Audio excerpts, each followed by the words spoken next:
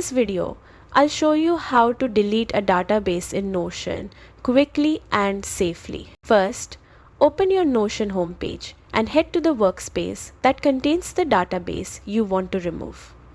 Once inside, find the database and hover over its title.